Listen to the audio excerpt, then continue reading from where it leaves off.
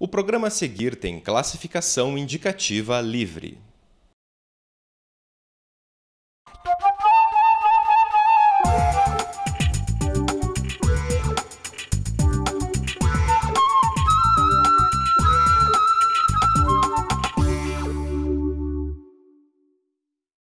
Aceita um cafezinho, então? Tem um pouquinho ainda? Dá pra tomar. Me conta, Mari, como que começou essa sua paixão pelo cinema? Porque você é jornalista de profissão, trabalha no TRE, mas da onde surgiu o cinema? Olha, desde que eu me entendo por gente, eu gosto de filmes, desde pequeno. Tem uma história na minha família, que a minha mãe conta, que meu pai gostava muito de ver filmes, né? E aí, casado, eu já tinha nascido, e ele gostava de ir ao cinema, e não tinha grana na época para contratar alguém para ficar cuidando de mim, e também não morava na mesma cidade que os parentes, então não tinha alguém com quem deixar. E aí eles iam ao cinema, eu ainda bebê de colo, e minha mãe disse que eu cansei de mamar dentro do cinema. Então, não sei, talvez tenha alguma coisa. Eu gosto de brincar de que por conta disso a coisa começou. Minha mãe ficava vendo o filme e eu mamando, e alguma coisa passava pelo aquele leite e a coisa ficou.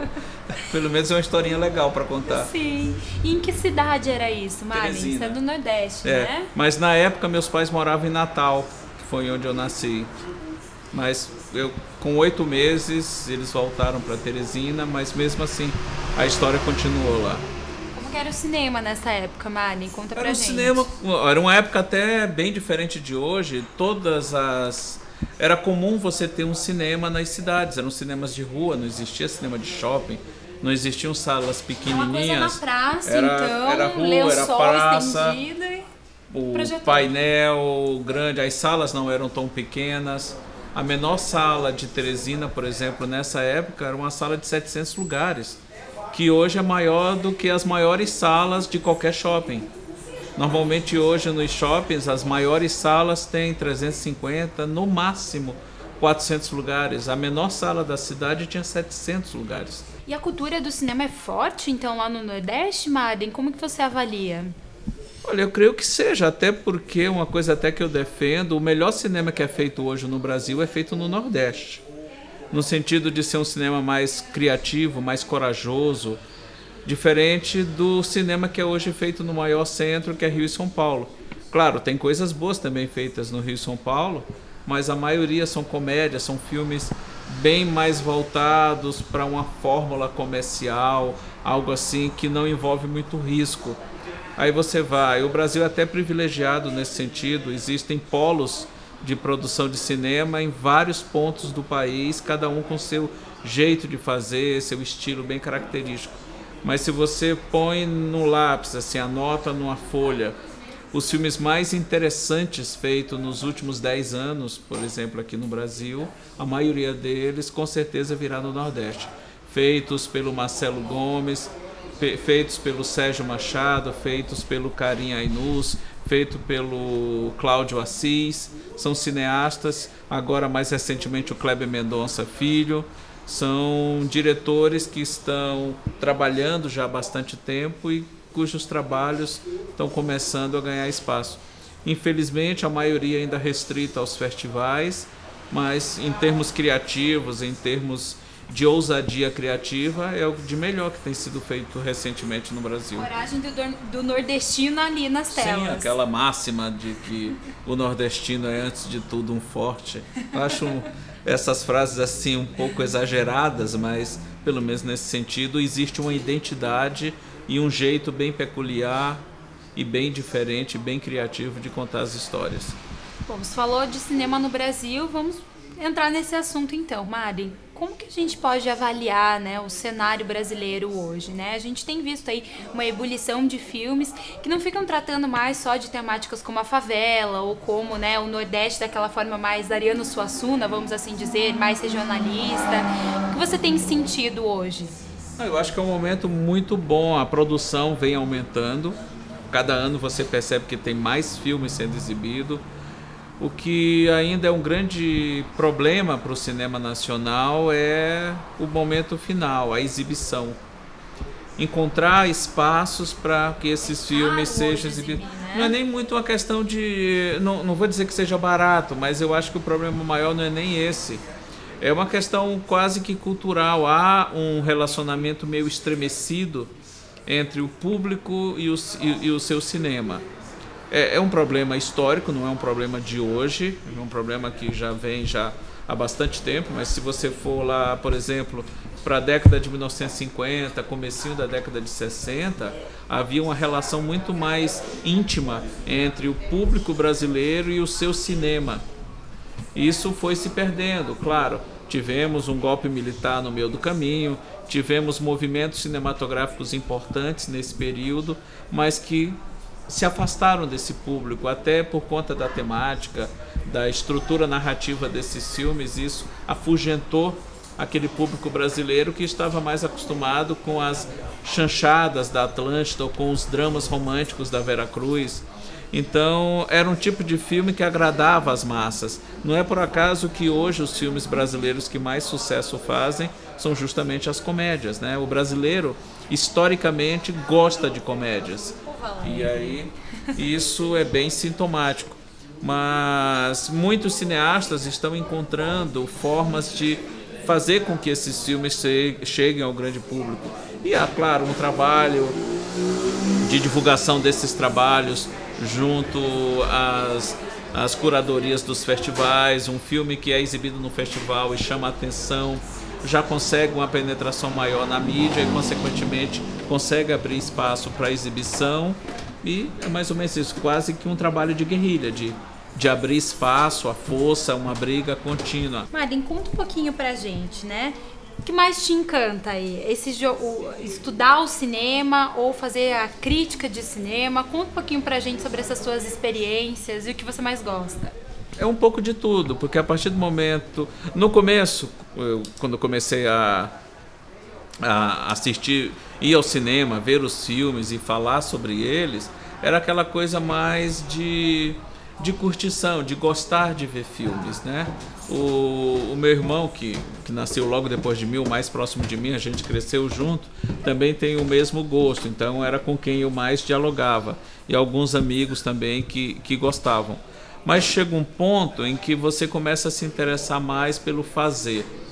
Você não se contenta mais, pelo menos no meu caso, em simplesmente ver. Peraí, mas como é que isso foi feito? Por que foi feito desse jeito? Quem é esse diretor? Por que ele trabalha desse jeito? Por que ele contou essa história dessa maneira?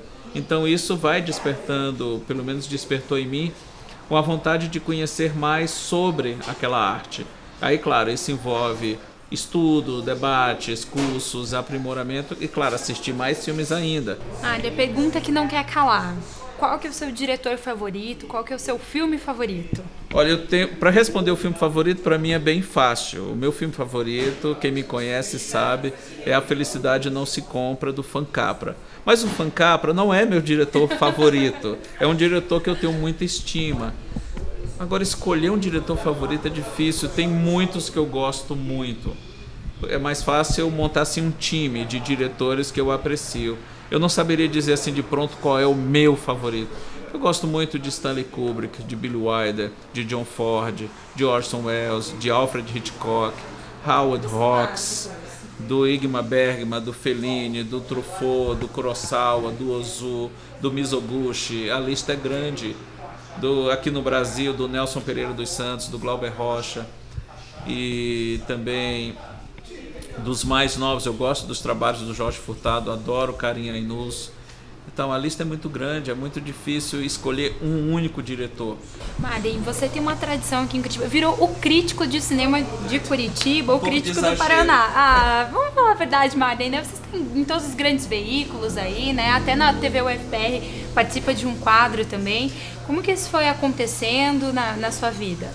Isso tudo aconteceu muito naturalmente. Eu acho que até pelo fato de, pelo menos é o que dizem, e eu sinto isso quando eu falo, as pessoas dizem para mim, me dão um retorno, de que quando eu falo sobre cinema, meu olho brilha, que eu falo com muita paixão. É verdade. Então, isso, sei lá, acredito que de repente toque as pessoas, encante as pessoas. Não, eu falo assim porque é algo que eu gosto muito, que eu amo muito. E a minha carreira profissional, por assim dizer, nessa área, começou mais ou menos disso.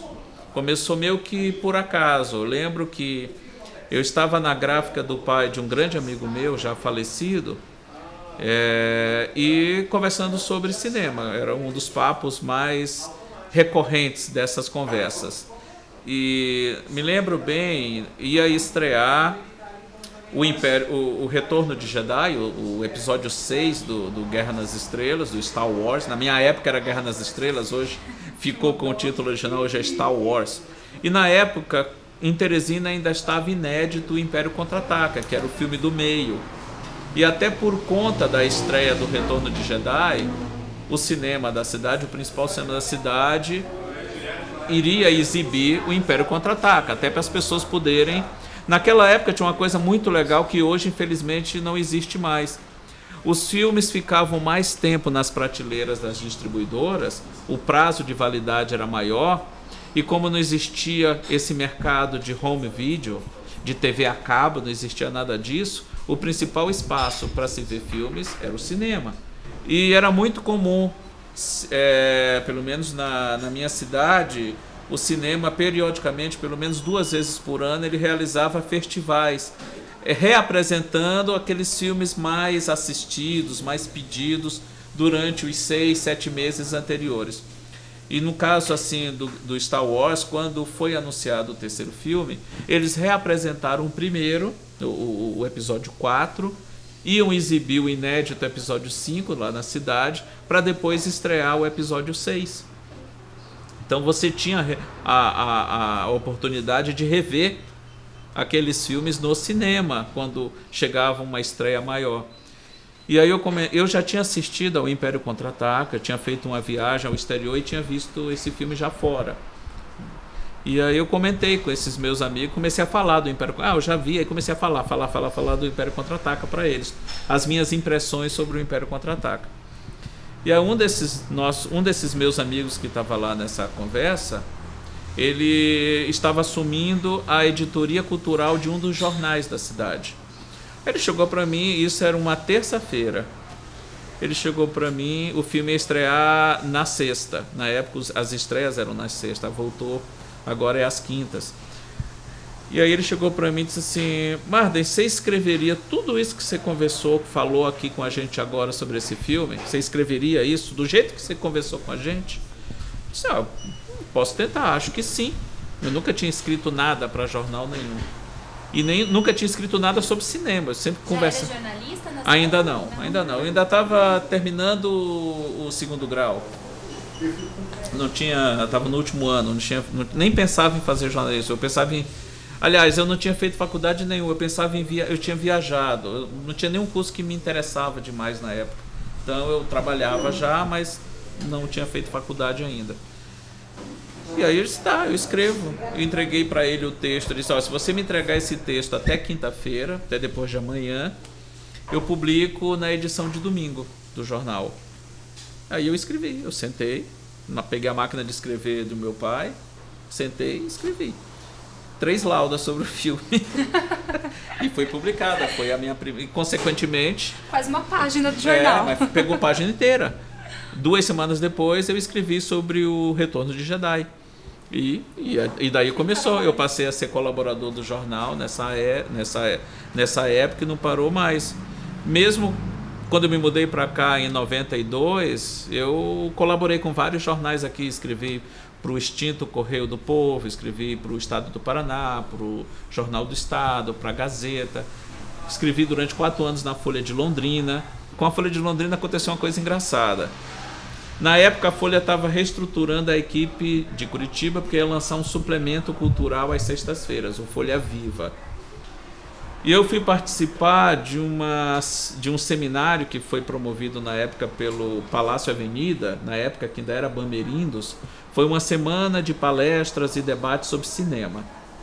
E aí uma das palestras foi sobre o Blade Runner, que é um dos meus filmes favoritos.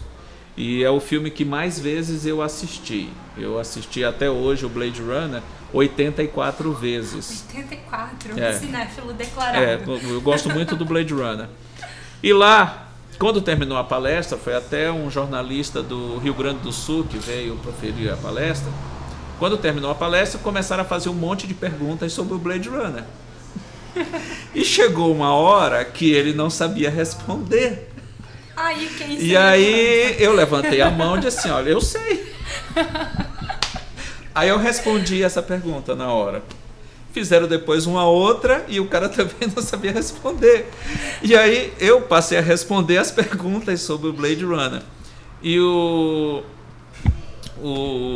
Lobão, que era o editor de cultura da Folha na época, o Luiz Cláudio, conhecido como Lobão, estava lá e ficou curioso. Quando acabou a palestra, ele veio me procurar e disse, cara, você sabe muito sobre esse filme.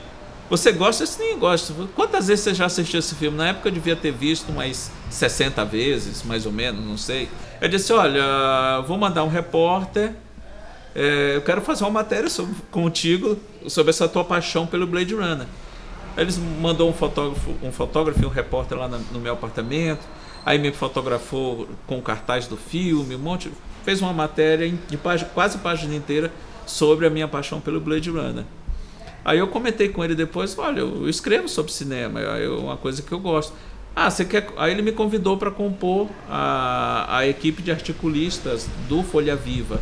E eu fiquei 4 anos na Folha de Londrina, escrevendo toda sexta sobre cinema e sobre vídeo, né?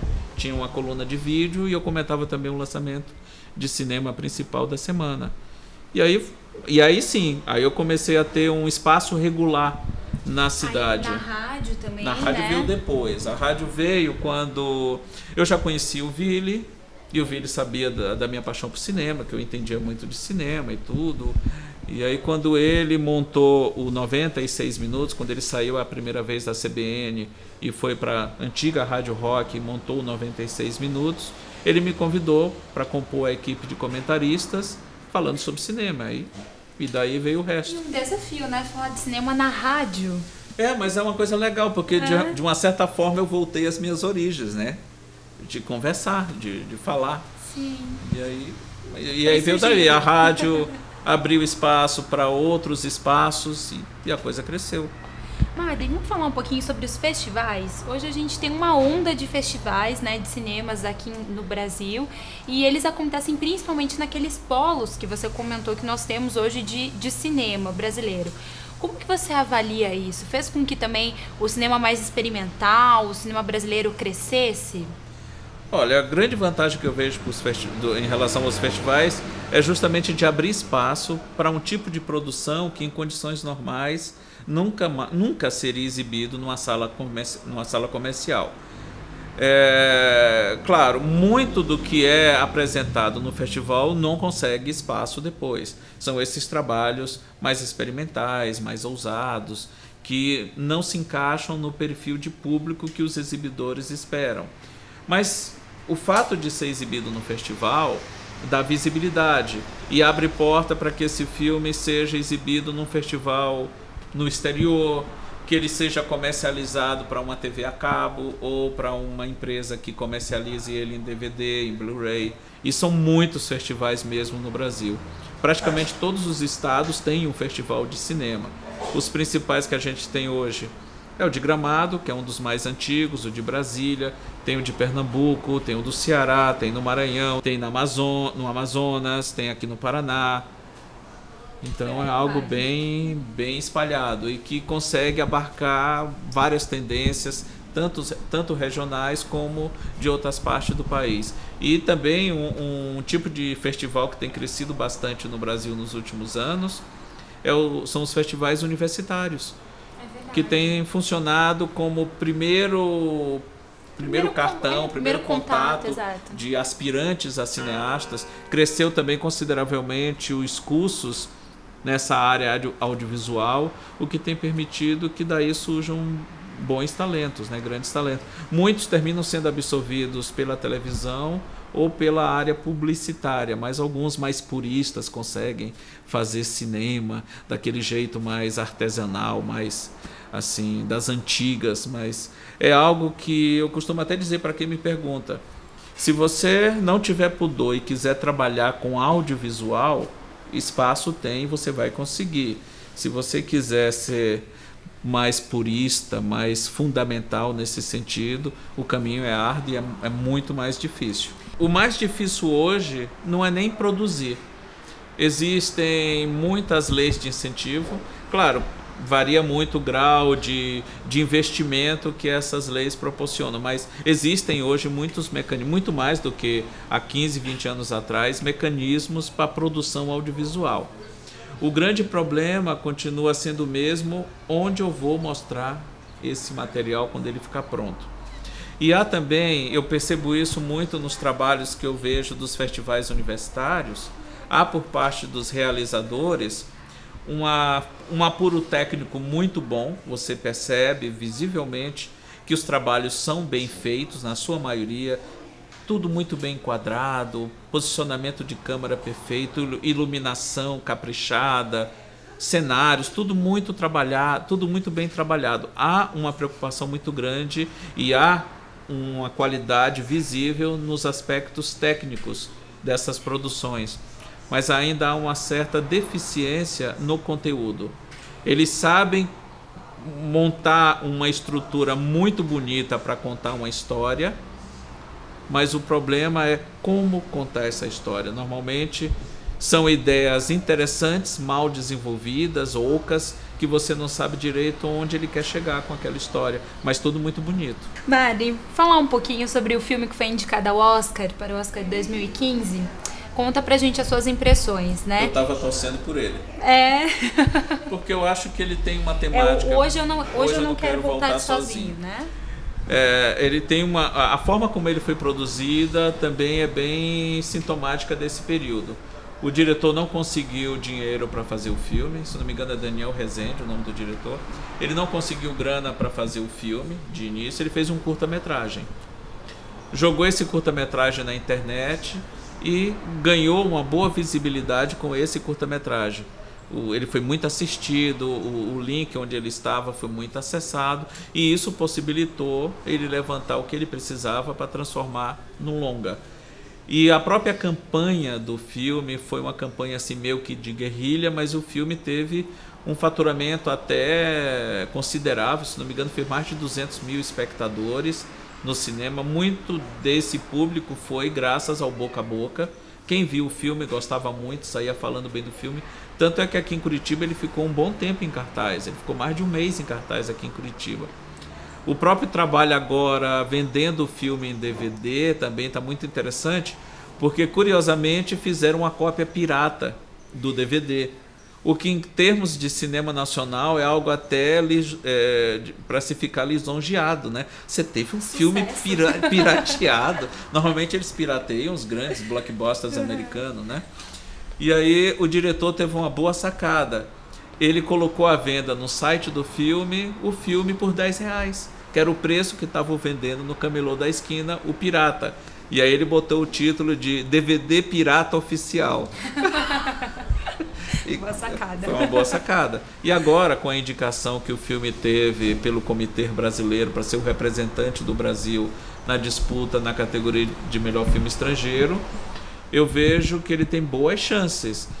Por conta da temática, é uma temática que vem sendo debatida no mundo todo, é uma temática bem atual, e a forma como ele aborda esse tema é muito delicada, é muito poético. A relação entre dois adolescentes, né? Dois garotos, mas antes né? disso tem o próprio amadurecimento da personagem principal, que além de estar descobrindo a sexualidade, e não da forma convencional que se espera, ele ainda tem o agravante de ser cego. Então, são duas minorias, de uma certa forma, numa mesma pessoa. E a forma como ele lida com isso é muito poética, é muito delicada e é muito verdadeira também. Então, as pessoas que assistem ao filme gostam do filme, porque o filme indiscutivelmente é muito bem feito, o elenco é muito bom. e tem uma temática de apelo universal. Então, eu acredito, eu espero que ele fique entre os finalistas. Se vai ganhar, seria ótimo, não sei. Mas eu creio que ele tem boa chance de ficar entre os 5.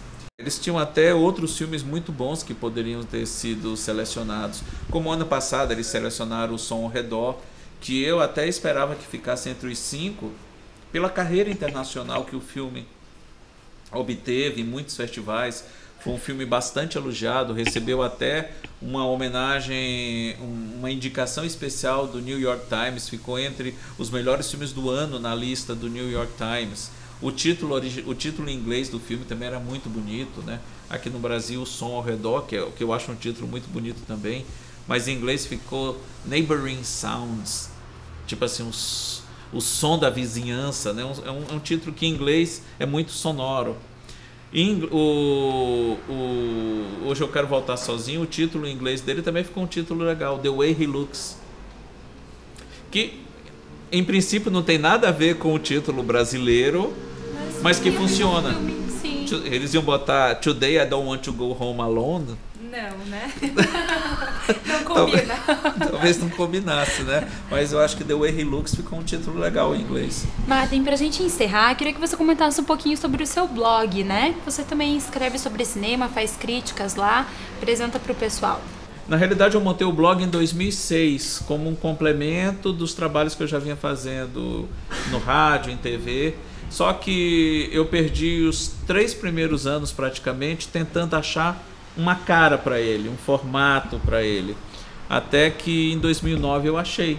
E desde 2009 eu tenho cumprido rigorosamente esse propósito. Todo dia tem um filme comentado no blog. Todo dia. Não importa. E já ultrapassei a marca de 1.500 filmes comentados. E recentemente, até como parte das comemorações do 5º ano do blog, né? Assim, 5º ano nesse formato regular.